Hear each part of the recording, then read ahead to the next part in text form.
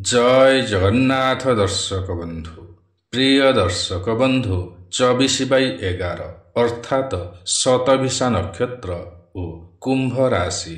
एही राशिर अधिपति ग्रह हेउछन्ति शनिदेव एवं एही नक्षत्रर अधिपति ग्रह हेउछन्ति राहु ग्रह। एणु एही राशिर व्यक्तिमानंक उपरे शनि ओ राहुंकर प्रभाव जीवन सारा रही थाए एवं एही राशिर व्यक्ति माने राहु महादशारे जन्म होइथान्ति बा एमानंकर जन्म समय को राहु महादशा किछि बाकी रही थाए।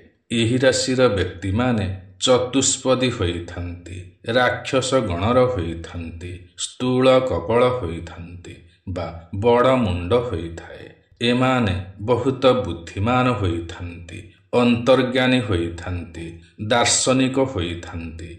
बेले बेले एमानंकु मानसिक दुश्चिंता बहुत आसीथाए।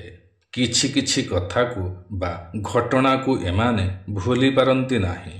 अनेक संपर्क एमानंकर बिगिड़ी जाइथाए एवं जेउ कार्य एमाने हाथ देइथान्ति सेथिरु अधिकांश कार्य बिगिड़ी जाइथाए, पूर्ण होई पारि नथाए। अनेक जिनिसपत्र हजि जाइथाए, नष्ट होई जाइथाए। एहा शनि और राहुंकर खराप स्थितिर रहिबा कारणरु ही घटी थाए। किंतु राहु और शनि जदि शुभ घरे रहिथान्ति तेबे एहार विपरीत होई थाए।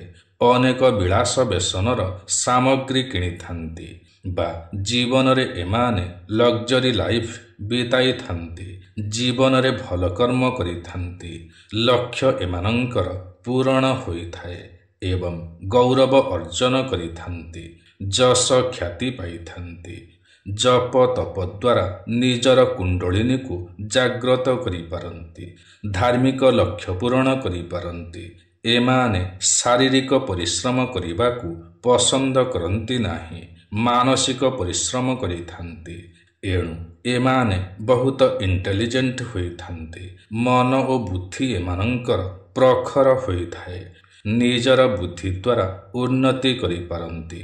पशा पाली लटेरी ऑनलाइन गेम रे उन्नति करि पारंती।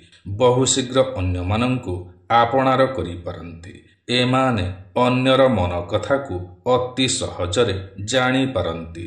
एणु समस्तंकर प्रिय होइथान्ति। एमानंकर चिंताधारा बहुत उन्नत होइथाए बा एमाने खोला विचारर होइथान्ति, फिलोसफर होइथान्ति। भल बाटरे गले भल फल मिलिथाए एही चिंताधारार होइथान्ति। एक जिदिया होइथान्ति। निज इच्छारे काम करिबाकू पसंद करिथान्ति। एमाने साहसी होइथान्ति। कौनसी कार्य को भय करंती नाही। दायित्ववान होइथान्ति। निस्वार्थी होइथान्ति। अन्य मानंकु साहाय्य और सहयोग करिथान्ति। निज काम को निजे करिबाकू पसंद करिथान्ति। अन्यर अधीन रे कार्य करिबाकू पसंद करंती नाही। निजर विचार निजर सिद्धांत रे दृढ़ रहिथान्ति। भल नेता मध्य होई पारंती। सुख शांति रे जीवन जापन करिबाकू पसंद करिथान्ति। जीवन रे आसुथिबा बाधा विघ्न को दृढ़ भावरे सामना करिथान्ति। विरोधी माने जेते चेष्टा कले मध्य हराई पारंती नाही। एते शीघ्र मनरे एमानंकर राग आसी नथाए। एमाने भावुक स्वभावर होइथान्ति। जदि बा रागी जान्ति ताहा क्षणक पई होइथाए बा एमाने क्षणकरे शांत होई जान्ति बा क्षणकोपी होइथान्ति। समाजरे एमाने बहुत पपुलार होइथान्ति कारण एमाने कथा कहिबारे माहिर होइथान्ति। अन्य मानंकर माइंड रीड करि पारंती। एणु एमाने नेम फेम पाइथान्ति। एमाने निज जीवन साथी को बहुत भल पाइथान्ति। एणु एमानंकर वैवाहिक जीवन भलरे बीती थाए।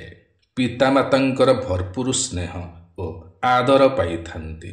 निज जीवन साथी को स्वाधीन देइथान्ति बा निज इच्छारे सेमाने किछि भी करिबार आजादी देइथान्ति एवं सेथिरे एमानंकर समर्थन ओ सहयोग संपूर्ण भावरे रही थाए।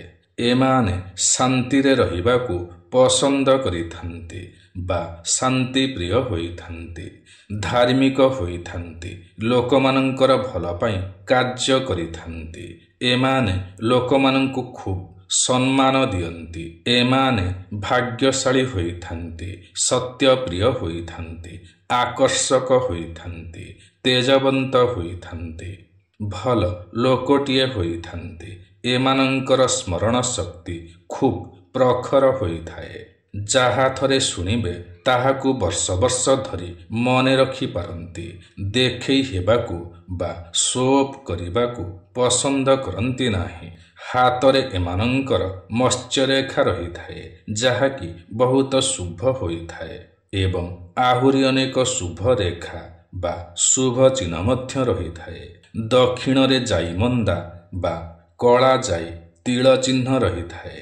ଏମାନେ ବୁଦ୍ଧିମନ୍ତ ହୋଇଥାନ୍ତି, ଜ୍ଞାନବନ୍ତ ହୋଇଥାନ୍ତି, ବିଦ୍ୟାବନ୍ତ ହୋଇଥାନ୍ତି, କବି ଓ ପଣ୍ଡିତ ହୋଇଥାନ୍ତି, ଭଲ ଲେଖକ ମଧ୍ୟ ହୋଇଥାନ୍ତି, ବିଚକ୍ଷଣ ବୁଦ୍ଧିଯୁକ୍ତ ହୋଇଥାନ୍ତି, ସର୍ବବିଦ୍ୟାରେ ପାରଙ୍ଗମ ହୋଇଥାନ୍ତି, ଗାନ୍ଧାର ବିଦ୍ୟାରେ ରତ ହୋଇଥାନ୍ତି, ଗୀତ ଓ ବାଦ୍ୟପ୍ରିୟ ହୋଇଥାନ୍ତି, ବଡ଼ ରସିକ ହୋଇଥାନ୍ତି, କୌତୁକ ହୋଇଥାନ୍ତି ବା ଭଲ କମେଡ଼ି ମଧ୍ୟ କରିପାରନ୍ତି, ମଧୁର ଭାଷୀ ହୋଇଥାନ୍ତି ବା ମିଠା ମିଠା କଥା କହିଥାନ୍ତି। ଏମାନଙ୍କର କଣ୍ଠସ୍ୱର ସୁମଧୁର ହୋଇଥାଏ। କାହାରି କାହାରି ଦୁଇଟି ଭାର୍ଯ୍ୟା ହୋଇଥାଏ। ବହୁତ ସନ୍ତାନ ହୋଇଥାନ୍ତି। ଧନରେ ଏମାନେ ଶ୍ରେଷ୍ଠ ହୋଇଥାନ୍ତି। ଐଶ୍ୱର୍ଯ୍ୟ, ଧନ ସମ୍ପତ୍ତି, ବିପୁଳ ଲକ୍ଷ୍ମୀ, ନିଶ୍ଚଳ ଧନର ଅଧିକାରୀ ହୋଇଥାନ୍ତି, କିନ୍ତୁ ସର୍ବାଧିକ ଖର୍ଚ୍ଚ ମଧ୍ୟ କରିଥାନ୍ତି ବା ଏମାନେ ଖର୍ଚ୍ଚୀ ହୋଇଥାନ୍ତି। ରାଜପୂଜ୍ୟ ହୋଇଥାନ୍ତି। ଭଲ ପୋଜିସନ୍ ବା ଭଲ ଆସନଯୁକ୍ତ ହୋଇଥାନ୍ତି। ଭଲ ଯାନବାହନ ବା ଗାଡ଼ି ଘୋଡ଼ାର ଅଧିକାରୀ ହୋଇଥାନ୍ତି। ଉର୍ଜାବାନ ହୋଇଥାନ୍ତି। ଭଲ ଭଲ ଦାମୀ ଦାମୀ ରତ୍ନ ଓ ଅଳଙ୍କାରର ଅଧିକାରୀ ହୋଇଥାନ୍ତି। ମାଛ ମାଂସରେ ଶ୍ରଦ୍ଧା ରହିଥାଏ। ଶାଗରେ ଶ୍ରଦ୍ଧା ରହିଥାଏ। କ୍ଷୀରରେ ଶ୍ରଦ୍ଧା ରହିଥାଏ ଏବଂ ଏମାନେ ମିଠା ପ୍ରିୟ ହୋଇଥାନ୍ତି। ପରସ୍ତ୍ରୀଗାମୀ ହୋଇଥାନ୍ତି। କାମୁକ ହୋଇଥାନ୍ତି। ରତି ପ୍ରିୟ ହୋଇଥାନ୍ତି। ପରସ୍ତ୍ରୀକୁ ଯେତିକି ଭଲ ପାଇଥାନ୍ତି, ନିଜ ସ୍ତ୍ରୀକୁ ସେତିକି ଭଲ ପାଆନ୍ତି ନାହିଁ। ତଥାପି ମଧ୍ୟ ଏମାନଙ୍କର ବୈବାହିକ ଜୀବନ ସୁମଧୁର ହୋଇଥାଏ। ସମସ୍ତେ ଏମାନଙ୍କୁ ପ୍ରଶଂସା କରିଥାନ୍ତି ବା ସବୁ ଜାଗାରେ ଏମାନେ ପ୍ରଶଂସା ପାଇଥାନ୍ତି। ଏମାନେ ଆରମ୍ଭବନ୍ତ ହୋଇଥାନ୍ତି ବା ସମସ୍ତ କାର୍ଯ୍ୟରେ ଏମାନେ ଆଗତୁରା ହୋଇଥାନ୍ତି। ବେଦ, ବ୍ରାହ୍ମଣ ଓ ଗୁରୁଜନଙ୍କୁ ଭକ୍ତି କରିଥାନ୍ତି। ବିଷ୍ଣୁ ସେବା କରିଥାନ୍ତି। ବ୍ରାହ୍ମଣ ସେବା କରିଥାନ୍ତି। ଭକ୍ତମାନଙ୍କର ସେବା କରିଥାନ୍ତି। ଏମାନେ ଜ୍ଞାନବନ୍ତ ହୋଇଥାନ୍ତି। ପାପ ପୁଣ୍ୟର ବିଚାରକ ହୋଇଥାନ୍ତି। ଚାଲାକ ଚତୁର ହୋଇଥାନ୍ତି। ଶରୀର ଏମାନଙ୍କର ଲୋମଯୁକ୍ତ ହୋଇଥାଏ। ଏମାନେ କୀର୍ତ୍ତିବାନ ହୋଇଥାନ୍ତି। ରାଧା ମାଧବ ରାସଲୀଳା କରିଥାନ୍ତି।